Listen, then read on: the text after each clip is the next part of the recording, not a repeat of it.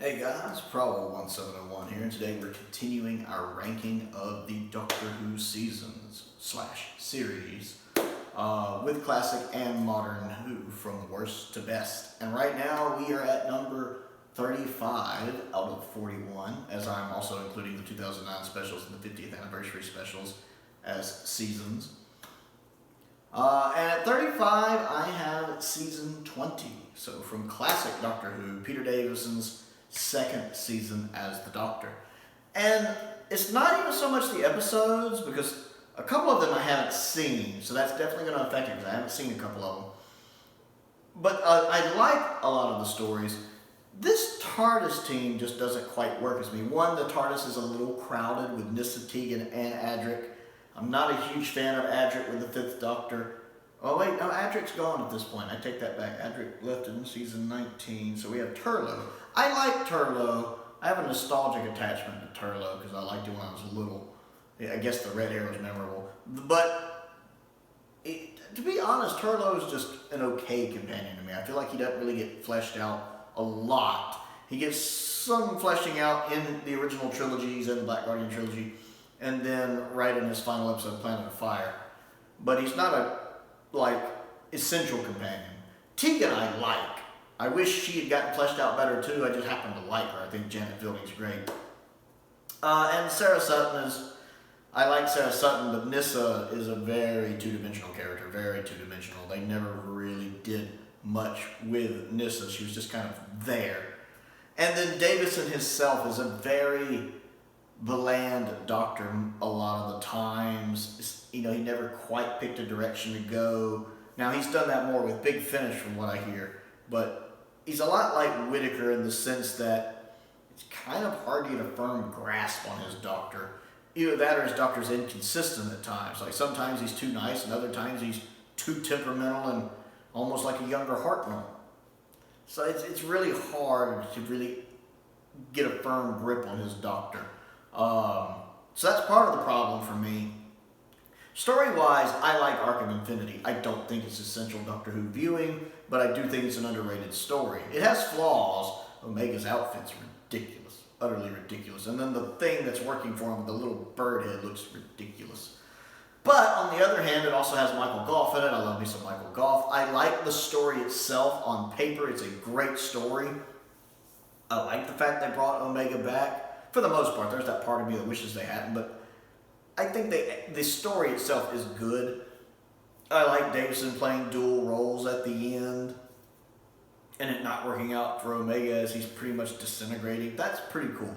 I like Arc of Infinity more than most, but I don't think it's essential Doctor Who, but I like it.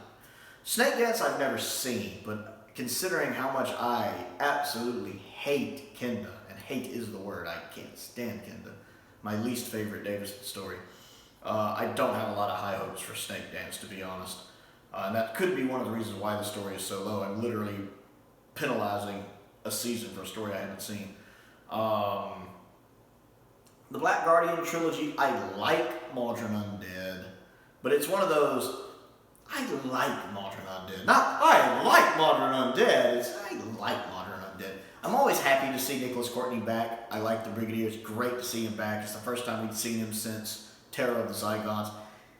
But he doesn't fit this role, and I know it was originally written for William Russell as Ian, which would have made way more sense. It feels out of place having the Brigadier here, although Nicholas Courtney does a great job portraying both versions of the Brigadier that are in this story, and the subtle differences between them, not just physically, but personality-wise. He does a really good job, but it just feels like it doesn't feel like something the Brigadier would have done. For him to retire and become a school teacher, it doesn't quite work.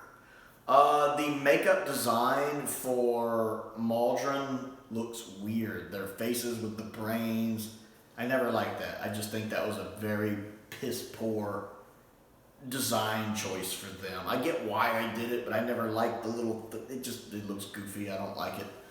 The story itself is fine, though. I enjoy the story. I like the inside look of the ship. Again, kind of like Robots of Death. It looks kind of like a luxury liner, even though it isn't. I like the fact that the Maldron and his people are suffering because of their own attempts at trying to play gods and trying to be like Time Lords and create regeneration, and it failing and them suffering because, well, they reached for the sun and their wings melted and they got burned. So I like the little lesson in that. But Modern Undead is just okay, good, but not good. But I enjoy it, and I like it with the updated effects. Terminus, I don't think Terminus is bad. I don't really think it's good. It's okay. Terminus's biggest problem is that it is extremely forgettable. Terminus is that story, like 3 weeks after you watch it, you're struggling to remember it. Terminus, what the heck happens in Terminus? Okay, big ship, big bang, prison, Nissa leaves, dog thing. And then on rewatch, and the director was really trying to get Sarah Sutton out of as many of her clothes as he could. It's very apparent. It's just ultimately forgettable. That and some of the prison keepers wear suits that look kind of like the still suits from 1984's Dune. The good Dune movie. As I haven't watched the new one, I shouldn't say that, but I love the 84 movie, so I'm content with it. But yeah, Terminus, I don't think it's bad. It's just forgettable. It's one of those you break out once a decade or so and give it a watch. Now, Enlightenment I like. Enlightenment is easily the strongest of the Black Guardian trilogy. I really enjoy Enlightenment. The original version and the updated effects. I love the updated effects. They look phenomenal. They really give the story more of a grand scale and a more epic feel. The effects look a little dated since it came out in the late 2000s, but I think they look really good and that fits in with Classic Who well. I don't like the fact they edited it down to that more movie format, that feature film format, like Shada was originally released at when it was animated. And I don't like the fact they they stretched it to they cropped it, however you want to put it, into 16:9. I really wish they'd left it in 4:3. It makes the exterior shots look good, the CGI shots look good, but it always irks me when they do that.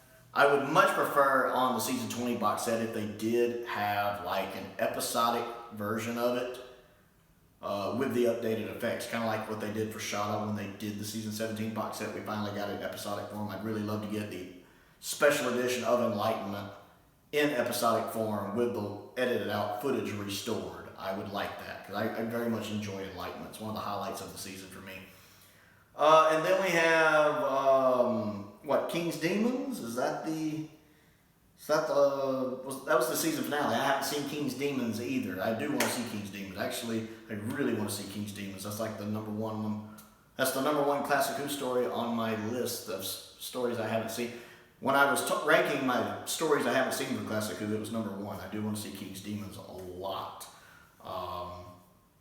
Because I think I'd like it. And then, of course, the Five Doctors. I love the Five Doctors a lot. It's one of my favorite multi-doctor stories, and I think Richard Hurndall's just phenomenal as the first Doctor in it. Literally, the only thing I wish it had had was Tom Baker, and it would have been practically perfect. So I do like the Five Doctors. So it's a mixed bag this season between one story I haven't seen that I think is going to be terrible, another story I haven't seen that I think is going to be good, and then other stories that are good, but not great. It's a very mediocre season. If I had to pick a season in Classic Doctor Who that's probably just mediocre, it's probably season 20, and that's why it's this low. That, and I just feel like this TARDIS team with the Fifth Doctor doesn't quite work this season for me. So, season 20, what do you think of it? Comment down below and let me know. I include Five Doctors because I do consider Five Doctors part of season 20. It'll be on the season 20 box set, I'm sure. Other things to do, click the like button and the subscribe button and the bell for notifications so you never miss out on another video. I also do have a Patreon if you would like to support what I do. There's a link to that down in the description below. I want to give a shout out to Stephen Crane, a top tier Patreon supporter. I appreciate his continued support. Always enjoy chatting with him. If you would like to help out, again, that's down there. I want to give a thank you to all of my other patrons as well. My P.O. box is down there if there's anything you'd like to send me to review. And a link to my Amazon wish list is down there as well. Most importantly, though, Thank you for watching.